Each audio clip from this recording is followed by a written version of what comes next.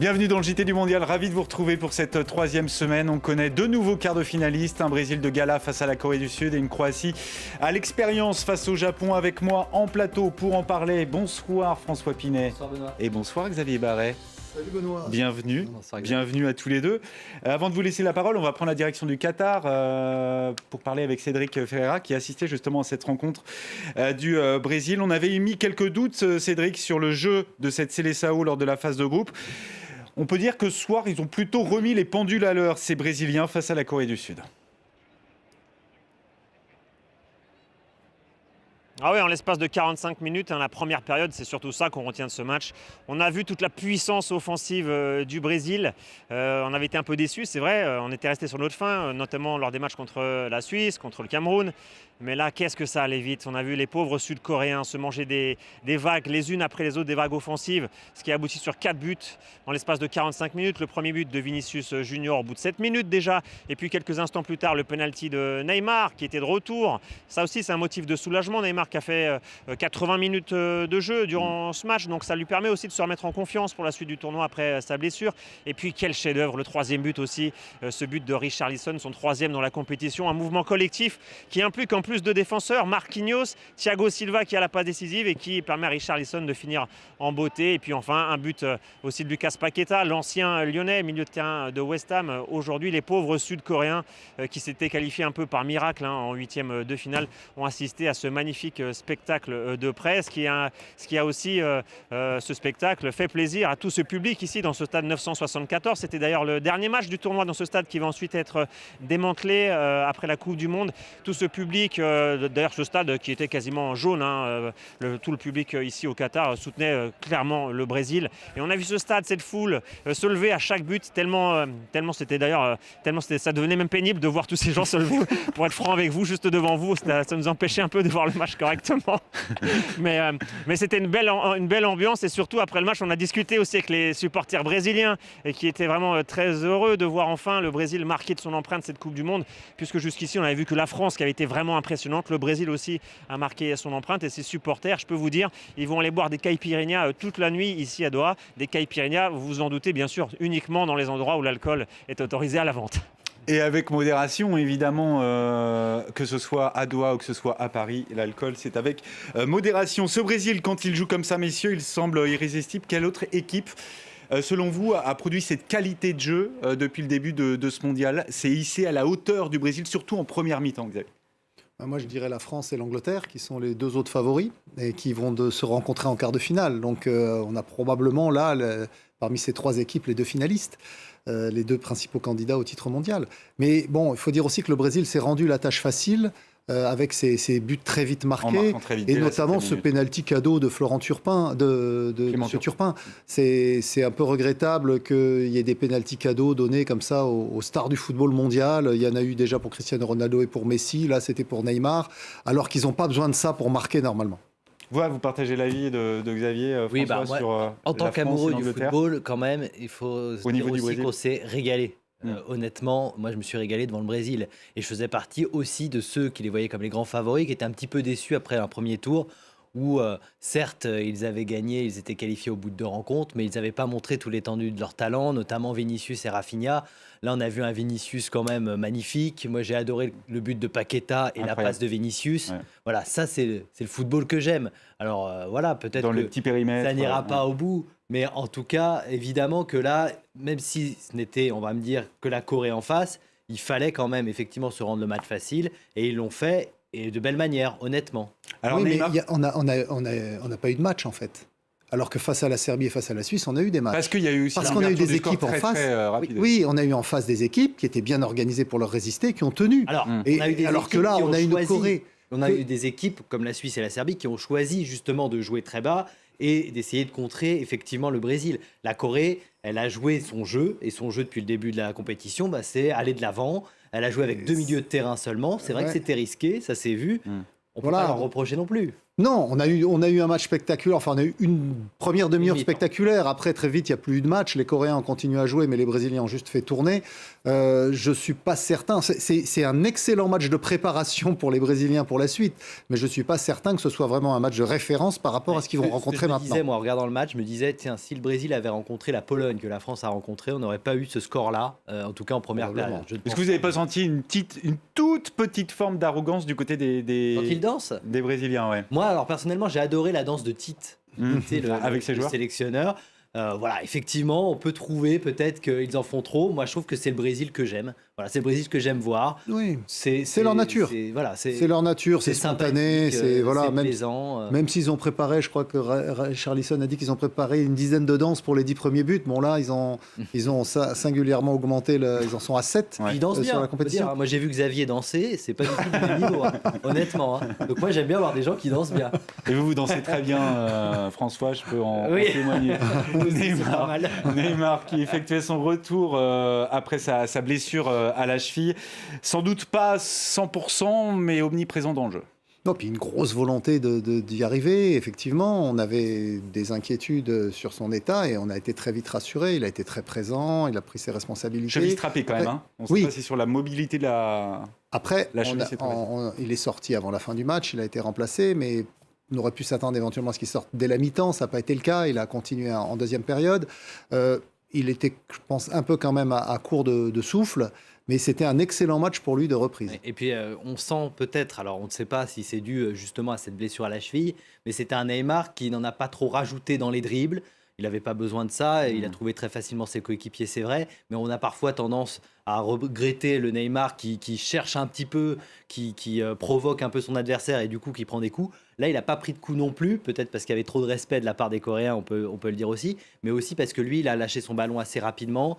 Qu'il avait envie de se préserver aussi. Voilà, et sans doute que c'est dû aussi à cette crainte qu'il doit avoir légitimement après avoir été touché. Et ça l'a marqué, cette blessure. Il a dit qu'il avait pleuré effectivement après le match. Il a dit « J'ai pleuré après avoir été blessé à cette cheville. J'ai pleuré toute la nuit. » Donc il a sans doute eu peur de pouvoir revenir. Donc c'est quand même une chance de le retrouver pour les Brésiliens. Et avec ce but, bien Neymar, il revient à un but du record du Roi Pelé. Le Roi Pelé, toujours hospitalisé au Brésil. Les joueurs qui ont même déployé une banderole à son effigie. Je ne sais pas si, messieurs, vous voulez dire quelque chose à propos de Pelé ou pas.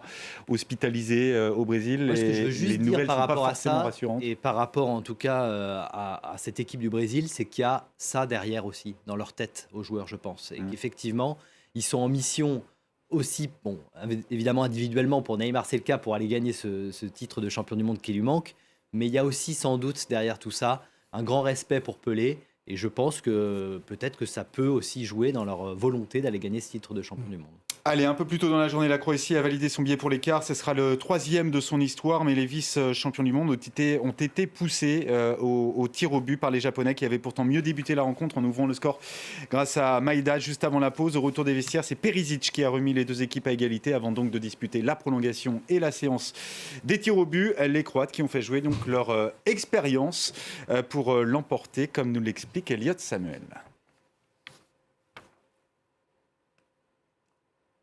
Une nouvelle fois, au bout du suspense, la Croatie s'en est donc sortie. Mais de nouveau, les Croates ont pu faire parler leur expérience dans cette rencontre. L'expérience d'abord durant cette deuxième période où, après avoir été malmenés par les Japonais, ils ont pu compter sur leur taulier, notamment Lovren, qui a trouvé la tête de Perisic, le joueur de Tottenham, qui est venu inscrire là son 10e but dans un tournoi majeur peu avant l'heure de jeu. L'expérience ensuite de parfaitement contrôler cette équipe japonaise pour l'emmener en prolongation. C'est la 7e fois sur ces 8 derniers matchs à élimination directe que les Croates disputent au moins 120 minutes dans une rencontre. Et l'expérience ensuite qui a évidemment parlé durant cette séance de tir au but. On se souvient qu'en 2018, les hommes de Zlatko Dalic avaient déjà disputé 2 séances de tir au but en 8e de finale et en quart de finale. Cette fois-ci, ils ont pu compter sur leur gardien Livakovic qui a donc sorti 3 pénaltys japonais. Il y a 4 ans, c'était un autre gardien croate qui avait sorti 3 pénaltys, Subasic, lors du match en 8e de finale face au Danemark. De quoi laisser penser évidemment que les Croates travaillent cet exercice à l'entraînement. En tout cas, cette équipe de Croatie va disputer pour la 3e fois de son histoire un quart de finale d'une Coupe du Monde. Jamais la Croatie n'a perdu à ce stade de la compétition. Voilà, les Croates qui visiblement travaillent ces séances-là, sans doute un peu moins les Japonais. 3 pénaltys arrêtés par Dominique Livakovic, mais qu'ils sont mal tirés. Incroyable que ça arrive franchement à ce niveau-là. Alors moi, sur les Japonais, je suis un peu surpris justement qu'ils les tirent aussi mal parce que quand on voit leur coup de pied arrêté, et depuis le début du mondial, et notamment contre la Croatie, ils marquent sur coup de pied arrêté, on sent le travail derrière, on sent qu'il y a de la tactique, on sent que c'est préparé. Je me demande pourquoi ils n'ont pas travaillé les coups de pied arrêtés, ou alors, et c'est une autre hypothèse, c'est peut-être tout simplement mental, et qu'à un moment donné, la peur fait qu'on les tire de cette façon-là. Mais effectivement, je suis un peu déçu par cette séance de tir au but côté japonais, parce que je m'attendais peut-être à un peu plus le sentiment qu'ils ont travaillé leur séance. Les 3 premiers tirs au but ont été tirés par des remplaçants, Minamino de Monaco, Mitoma et Asano. Et c'est vrai qu'ils ont été Asano a marqué, mais ils ont été mal tirés dans l'ensemble. Et c'est assez étonnant. Je pense que c'est plus l'aspect psychologique sur lequel ils ont buté, comme ils avaient buté d'ailleurs un certain nombre de ces joueurs lors du match pour la 3e place aux Jeux Olympiques l'an dernier. Ils voulaient vraiment le gagner parce que c'était à Tokyo et ils ont perdu. Donc c'est un peu le contre-coup peut-être de l'euphorie qui les a gagnés après cette qualification in extremis face à l'Espagne. Alors justement, j'allais y venir. Est-ce que cette séance de tir au but, ça annihile pas tout le beau parcours, ces victoires face à l'Allemagne, face à l'Espagne? Tout ça pour ça, en fait. C'est la montagne qui a coupé une souris. Ça les annule pas, mais c'est vrai qu'on se dit, ils ont fait tant d'efforts pendant ce match. Là, pour la première fois dans la compétition, ils se retrouvaient à mener au score. Ils n'ont pas réussi à gérer cette avance, alors qu'ils auraient ils ont eu des occasions pour mener 2-0, faire le break. Et à l'arrivée, ils sortent comme ça. Je suis un petit peu déçu parce que c'est vrai qu'on a critiqué aussi, enfin certains ont critiqué le jeu restrictif pour certains du Japon, notamment contre l'Allemagne, où il y a seulement 2 occasions, ou même contre l'Espagne, où ils sont très efficaces, mais sinon ils n'ont que 17% de possession de balle.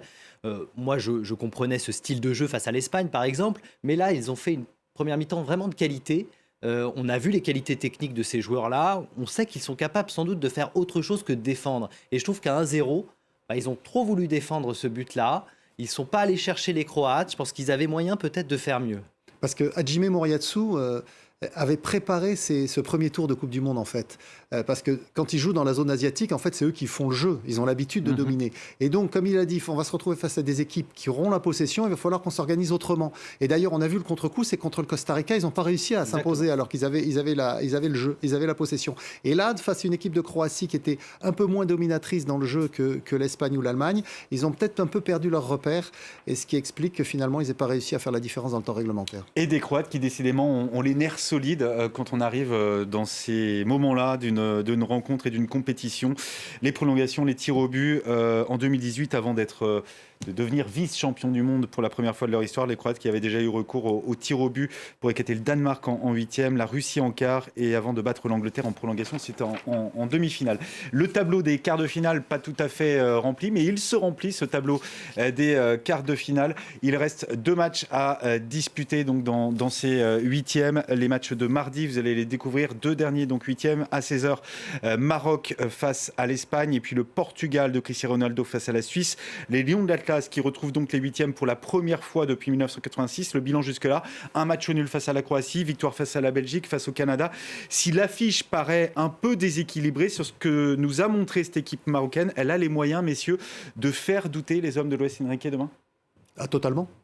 Totalement, parce qu'elle a exactement le jeu, justement, pour embêter les Espagnols. C'est une équipe qui pratique un football très défensif, très peu de possession, mais qui, en revanche, est extrêmement efficace en contre-attaque, avec notamment Sofiane Bouffal sur la gauche, avec également Youssef En-Nesyri de Séville devant, avec, bien sûr, Hakim Ziyech de Chelsea sur le côté droit, et puis Hakimi du PSG aussi, qui monte beaucoup. Donc, c'est une formation qui est faite pour embêter l'Espagne. Maintenant, on a un peu déjà l'opposition de style qui va avoir lieu. L'Espagne va confisquer le ballon. Est-ce qu'elle va tomber dans le piège et laisser des espaces aux Marocains pour qu'ils marquent en contre? C'est le principal enjeu du match. Moi, je la trouve pas si déséquilibrée que ça, même si c'est sur le papier, évidemment, l'Espagne est favorite. C'est vrai, je suis assez d'accord avec Xavier. Je pense qu'elle a le jeu pour les embêter. Et surtout, c'est une des équipes qui, au premier tour, m'a paru vraiment monter en puissance. Certaines ont commencé très fort et puis c'était un peu moins bien sur la suite. Je trouve que pour le Maroc, c'est vraiment ça. Il y a eu un gros match défensif contre la Croatie, donc ils sont capables de souffrir, ils l'ont montré, ils l'ont prouvé, sans avoir le ballon, ils sont capables de le faire avec une bonne défense, un bon gardien, Bounou. Et puis ensuite, ils sont montés en puissance, comme contre la Belgique, et puis un match maîtrisé contre le Canada. avec des buts marqués et des jolis buts aussi. Donc il y a effectivement la possibilité d'embêter cette équipe espagnole qui m'a laissé pour le coup, elle, un petit peu sur ma faim. Parce qu'elle a commencé très fort, c'est ce que je disais contre le Costa Rica. Et ensuite, il y a quand même des doutes qui sont venus dans cette équipe espagnole. On connaît le style de jeu espagnol, mais elle a eu plus de mal à se créer des occasions lors des 2 dernières rencontres. Donc on verra effectivement cette opposition de style qui va être intéressante. Allez, des nouvelles de l'équipe de France, jour de repos aujourd'hui pour les Bleus, pas de conférence de presse, pas d'entraînement, 6 jours de repos entre, pas de repos, mais 6 jours de préparation entre les 8e et les quarts de finale. On espère qu'ils vont travailler un petit peu, s'entraîner de temps en temps au lieu des 4 habituels. Les joueurs, mais aussi le staff qui ont pu profiter de leurs proches, femmes, enfants, une parenthèse qui fait du bien pour évacuer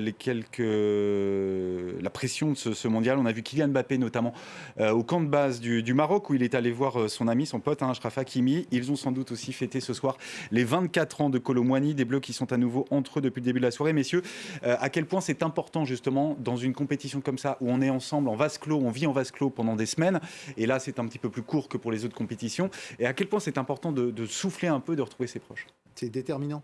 C'est déterminant d'avoir des espaces pour respirer, comme ça ils appellent ça des dégagements d'ailleurs, l'équipe de France. Là, le calendrier offrait cette possibilité, et donc on fait venir les familles, on va voir les amis, il y a cette soupape pour évacuer la pression. Et quand on se rend la tâche plus facile, comme ça a été le cas des Bleus depuis le début de cette Coupe du Monde, c'est encore plus, un moment encore plus apprécié. Pas de repos en revanche pour l'Angleterre, le futur adversaire des Bleus, les hommes de Gareth Southgate qui étaient bien à l'entraînement, quasiment au complet, excepté Raheem Sterling. Il est rentré en Angleterre puisque il a eu, pour des raisons familiales, des intrus sont entrés armés à son domicile londonien samedi soir. L'actuel joueur de Chelsea, inquiet pour sa famille, est donc rentré en urgence auprès d'elle. France-Angleterre, un duel dans le match aussi à distance entre Kylian Mbappé et Bukayo Saka, le Français meilleur buteur de ce mondial avec 5 réalisations, 3 buts pour le joueur d'Arsenal, si bien que certains lui ont demandé si on pouvait le comparer à l'attaquant français. Écoutez. Et on n'a pas ce son-là, c'est pas très grave, il disait que voilà, lui, Saka, c'était lui-même, et Mbappé, c'était un autre. Il ne faut quand même pas se comparer à Kylian Mbappé. Ouais. il n'est pas encore champion du monde. Voilà. Non, il y a Rashford aussi qui est très fort. Il y a des qualités chez les Anglais, il va falloir se méfier. Eh bien, tout ça, on est impatient, en tout cas, en jugé par la presse ce lundi, des 2 côtés de la Manche. On s'impatiente de ce France-Angleterre. Pour saluer nos amis, justement, en Angleterre, on va se quitter avec ces images du vestiaire de l'équipe de France juste après la victoire face à la Pologne. Et on se quitte sur ces images de joie du vestiaire tricolore.